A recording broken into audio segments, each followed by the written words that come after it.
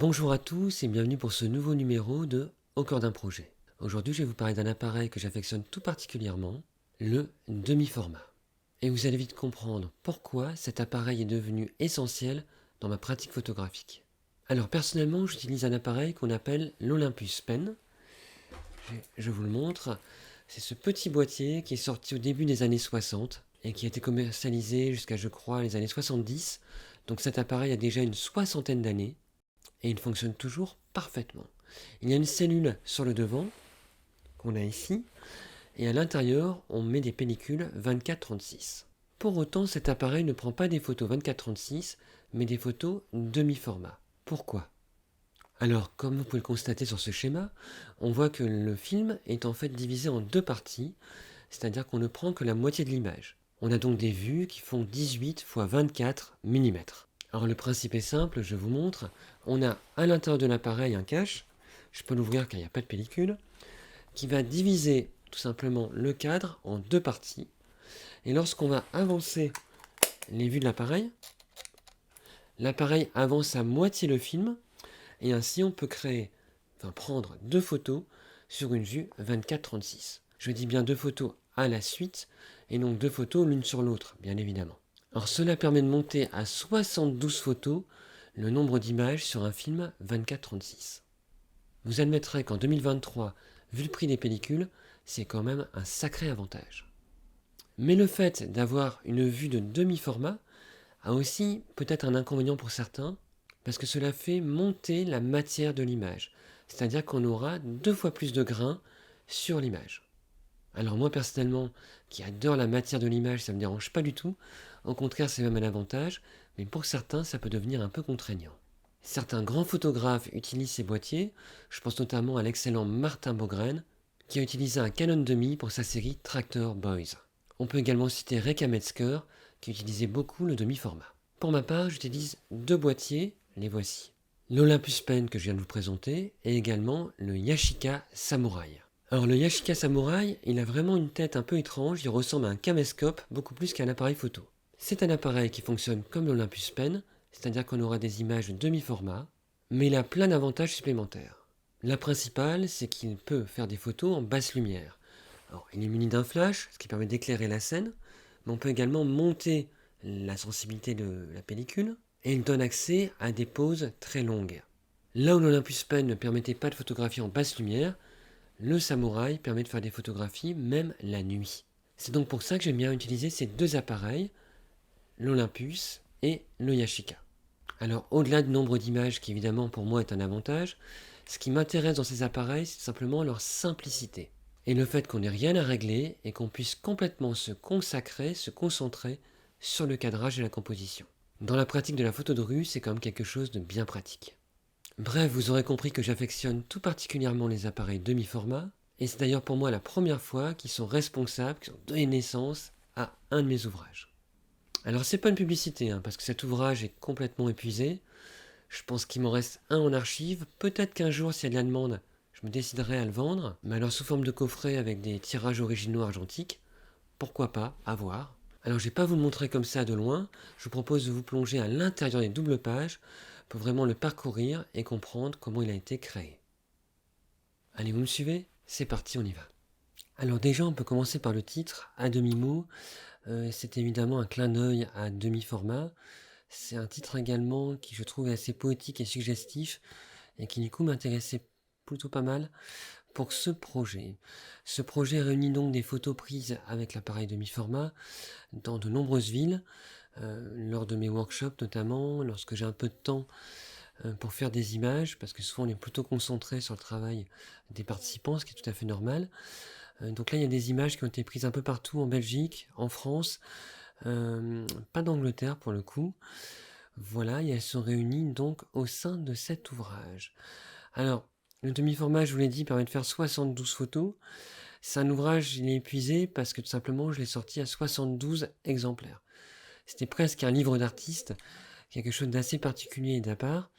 Chaque exemplaire est numéroté comme ça, comme on voit à l'intérieur. J'ai joué le jeu donc des 72 exemplaires et il comporte 72 photographies. Donc on est vraiment dans l'objet, dans l'outil qui a donné la forme de l'ouvrage. Un texte de présentation, bon, il y a 2 pages de texte, je vous en mets une là, voilà, qui explique un petit peu l'appareil, le projet, le pourquoi du comment. Et on rentre dans des doubles pages. Alors vous savez que j'affectionne tout particulièrement la relation entre les images. Je trouve que si une image suggère, 2 images racontent. Alors, elles racontent pas forcément une narration évidente, mais en tout cas, parfois, elles peuvent préciser un propos. Pour cet ouvrage, c'est un peu particulier. Il y a la notion d'un demi-mot. Des fois, on trouve des échos dans les doubles pages, ce que je ne fais pas forcément dans les autres ouvrages. Là, par exemple, ce qui m'intéressait, c'était évidemment mon ombre, l'ombre de l'arbre également, la transparence qui laisse apparaître une faille, et on a également comme ça des courbes dans les branches des arbres, et puis la flèche qui nous amène vers l'autre photo, dès le début de l'ouvrage, pour bien expliquer qu'on est sur des dialogues entre les images. Alors je dis toujours aux gens de ne pas faire un chien devant un chien, un chat devant un chat. Là j'ai fait évidemment un escalier devant un escalier, mais je parle vraiment du temps. C'est-à-dire qu'on a un escalier très ancien à gauche, qui va vers la gauche, et on a un escalier beaucoup plus moderne à droite, qui lui s'étend vers la droite. J'aime bien un peu le côté tracé, et puis j'aime bien le mot papier qu'on a à l'arrière-plan de l'image de gauche. Ici, ce que j'aimais, c'est simplement le côté arrêté, un peu endormi, presque une absence dans les images. En effet, on a à gauche un regard fermé qui est en fait un tag sur un mur, et à droite, on a un mannequin sans visage qui est dans un coin du magasin, comme ça, également fixe, qui ne bouge pas. Alors, il y a également évidemment la forme des paupières, les courbes qui évoquent également la forme de la poitrine sur le mannequin. Il y a comme ça tout un écho visuel entre les images. Ici c'est différent, on a une sorte de dialogue entre 2 personnes qui ne se regardent pas. On a une affiche à gauche qui regarde un peu au loin, un homme qui s'en va. Alors il faut vraiment avoir l'ouvrage dans les mains, mais ce qui est intéressant c'est le contraste et les traits qu'on trouve dans les 2 images. Et à droite on a ici toute une foule de petits détails, de phrases et de traits dans le pantalon. Même un trait d'ailleurs qui va sous le pied qui m'intéressait pas mal, je trouve, qui nous amène comme ça à tout ce dessin, tout ce graphisme.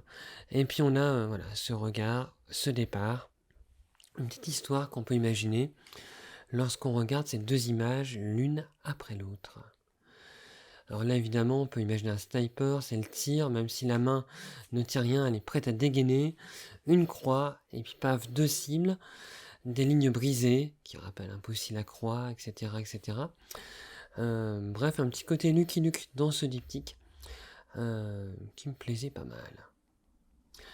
Là c'est quelque chose d'un peu plus profond, on a un homme qui est en train en fait de sortir ou de rentrer, on ne sait pas, en tous les cas, un flipper, un jeu que j'aime beaucoup et qu'on trouve dans les cafés, qui animait les cafés d'antan. Maintenant on en trouve un peu mais c'est plus vraiment pareil. C'était mieux avant, comme on dit évidemment. Et on a un peu une reprise de la forme dans l'image de droite. Vous voyez même que la ligne qu'on a dans l'image de gauche en haut, on la retrouve dans l'image de droite. On a comme ça une porte, c'est pas une porte évidemment, mais ça nous rappelle la forme de la porte, une entrée, internet. Et du coup on est comme ça dans une autre communication, un autre divertissement. On rentre ailleurs, on sort, on rentre dans quelque chose de plus humain. Voilà, c'est quelque chose sur le monde virtuel et les différences de préoccupation à travers les époques. Ici c'est différent, on a une double page avec ce qui prévaut évidemment, c'est la forme du nuage. On a un nuage qu'on a comme ça qui entoure le mot gauche, et on a un nuage qu'on distingue ici à droite. Alors évidemment le mot gauche je l'ai mis à gauche, il ne faut pas chercher très loin la raison. Il y a aussi un petit côté rive gauche, rive droite qu'on peut imaginer dans ces images. Et puis je mets bien le côté en fait d'avoir des zones sombres dans l'image droite, une zone claire dans l'image gauche, un peu l'inverse, le négatif finalement, des formes à travers ce diptyque. Alors ça c'est tout autre chose. Je me suis servi en fait de l'éclat du soleil qu'on a dans l'image de gauche, près de la maison, presque cette aigrette très éblouissante. et pris une tache de peinture à droite qui s'éclate aussi, qui est assez lumineuse parce que la peinture est blanche et le sol est bien sombre, le mur assez dense également. Et je trouve comme ça qu'on a comme deux coulures, deux éclaboussures, certes différentes dans chacune des deux images, mais qui se font bien écho, presque au même niveau d'ailleurs. Et comme ça on a voilà, le soleil, une lumière, la peinture, une autre lumière, deux traces, deux écritures. On peut même aller un peu plus loin et imaginer presque comme des nuages ici, à droite, comme si finalement cette partie de bâti était peut-être un possible paysage. Là, c'était l'image de couverture que vous retrouvez en reprise dans l'ouvrage. Et cette image, elle montre une rampe d'escalier courbe et des rayons de lumière. Ça va évidemment dans l'enchaînement du livre, avec l'image d'avant, je vous la remets. On a un côté soleil, les rayons de soleil, et on a ici les rayons de lumière qui viennent dans l'intérieur. Le jour, la nuit, le rappel de formes courbes qu'on retrouve dans les images à gauche et à droite. L'image de droite n'a pas été prise au Negresco, comme tout le monde me dit, mais à Lille, c'est un tout autre hôtel, dans le nord de la France. Ici, nous avons deux images, vous allez dire, mais pourquoi les amis côte à côte? C'était pour moi une évidence. On a une accumulation de personnes qui s'entassent un peu, on ne choisit pas dans les tours, dans des immeubles, et c'est parfois des tours immenses qui sont presque infinies, avec plein de petites cases comme ça dans lesquelles on rentre. Et à droite, on a une sorte de désert, un lieu où il n'y a vraiment rien, une lumière très forte dans les deux images, un reflet dans des fenêtres, un reflet sur la pierre et des nuages très blancs. Et finalement, je trouve intéressant aussi la régularité des cases, des fenêtres, vraiment ces formes très similaires et bien nettes à gauche, et le côté forme plus brisée à droite, un peu comme si c'était tombé finalement, dans ce paysage désertique. Alors ici, on a à gauche une strate, et j'appelle toujours ça des strates, c'est lorsqu'on a les documents, les affiches arrachées sur les murs. Pour moi, c'est vraiment de la street photographie, parce qu'on a un témoignage de l'époque, on a des mots, des concerts, des publicités que les gens voient, que les gens arrachent, que les gens des fois dégradent, annotent, etc. Et j'aimais bien sa forme comme ça, qui va un peu vers le haut. Et à droite, on a une forme qui tombe, avec comme ça plein de petits traits, des traits de lumière également. Et je trouve que ces deux images se font écho de par leur forme, de par leur cassure, le côté brisé, et également parce qu'elles témoignent de l'humain indirectement, vu qu'évidemment on ne voit pas d'humain dans l'image, on n'a que des traces ou des choses que les gens voient. Ici c'est un intérieur, vous le voyez bien, c'est même deux intérieurs, mais ce sont surtout deux images qui parlent de la lumière. La lumière qui crée un beau contre-jour et un contour lumineux autour de Flore, ma compagne, qu'on voit dans l'image de gauche. Et à droite, une chaise vide, une absence, mais c'est un lieu presque habité par le vide. On dit souvent présence d'absence, vous connaissez sûrement l'expression. Et là, c'est la lumière qui est très présente et qui fait d'ailleurs complètement disparaître la porte dans la partie gauche de l'image. On remonte comme ça dans la lumière. J'aime beaucoup les deux petites cases comme ça de lumière qui sont sur le sol. Là, vous voyez bien la référence, c'est deux arbres. On a un arbre végétal à gauche, on a un arbre plus mécanique à droite avec ce manège. On a aussi bien évidemment un contraste. Dans l'image de gauche, on voit un homme assis, il est ici, il évoque la solitude. Ici, on a plein de personnes qui s'amusent, plusieurs personnes dans le manège. Solitude, compagnie, amusement, recueillement. On peut comme ça opposer un peu les choses.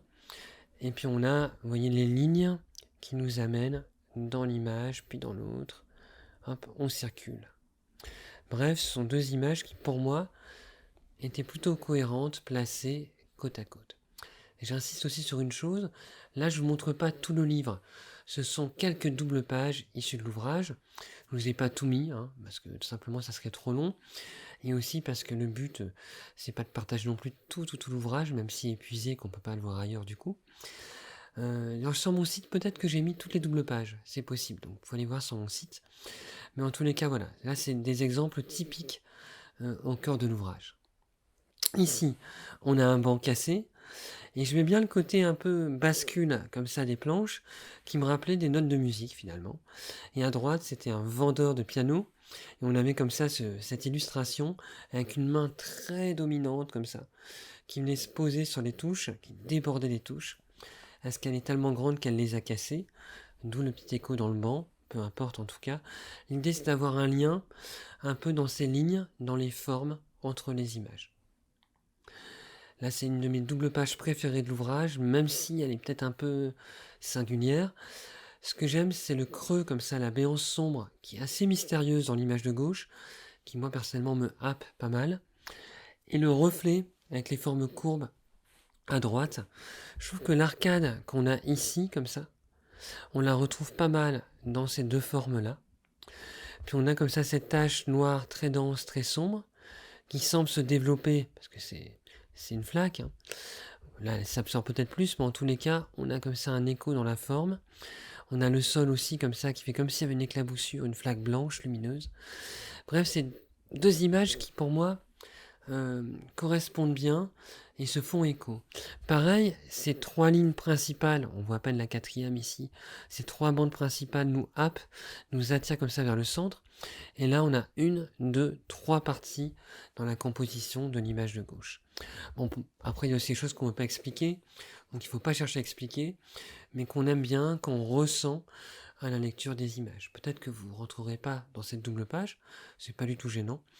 Moi, c'est que c'est une image, enfin, ce sont deux images qui, pour moi, sont presque soudées maintenant entre elles. Ici, on a simplement un ciel avec quelques nuages, un dégradé, et hop, le trait de l'avion, de l'air, on monte, et juste à côté, deux ventilateurs à l'arrêt, et puis on voit derrière, comme ça, vous pouvez voir un petit peu un paysage comme ça, comme si finalement on faisait du vent, on brassait de l'air, et que ça avait un impact sur l'autre image. Je vais parfois un peu loin concernant l'explication, mais le lien c'était ça, c'était l'air, le mouvement. Ici, c'est assez évident, c'est évidemment les formes géométriques, l'espèce de H qu'on voit ici, qu'on retrouve également ici, à moitié, puis cette espèce de circulation de lignes qu'on retrouve dans le croisement du fil ici, près du tronc d'arbre. Ces deux images comme ça, flâner, en marchant, se baladant, au cœur de la ville. Là, on a le haut et le bas, ou le bas et le haut, peu importe selon le sens de lecture. Ça m'intéressait d'avoir ces jambes comme ça, très blanches, coupées au mollet, et d'avoir une ombre comme ça, une silhouette très sombre, et puis le petit trait blanc quand même qui rappelle le côté lumineux dans l'image de gauche, la ligne également au sol, un écho dans les pavés des deux côtés, lumière figée, ombre figée également, sur le macadam. Là, c'est des images prises, comme toujours, dans deux villes différentes, hein. Je me souviens à gauche, c'était pendant un workshop dans les Ardennes, et il y avait un beau reflet sur la carrosserie de ces lignes de la porte de garage. Et puis je me souviens de cette image que j'avais prise à Liège. Tout le monde photographie la gare de Liège, elle est magistrale en architecture. Moi, je photographie assez peu l'architecture moderne, en tout cas en tant qu'architecture, pour des raisons de droit à l'image. Les architectes aiment bien qu'on demande l'autorisation, maîtriser la circulation des images. Je pense à la ville du Havre, par exemple, avec beaucoup de bâtiments qu'on a envie, sont magnifiques de photographier, mais qu'on ne peut pas partager, en tous les cas pas dans des ouvrages qu'on va vendre, ça c'est impossible. Il faut demander la permission, l'autorisation, etc. Là, donc, ce qui m'intéressait, en prenant ce site-là à Liège, c'était plutôt les lignes, à cause des ombres, et puis cette espèce de haut vent, comme ça, qui s'est intégré à la scène, une petite ponctuation de personnes aussi, comme ça, qui marche.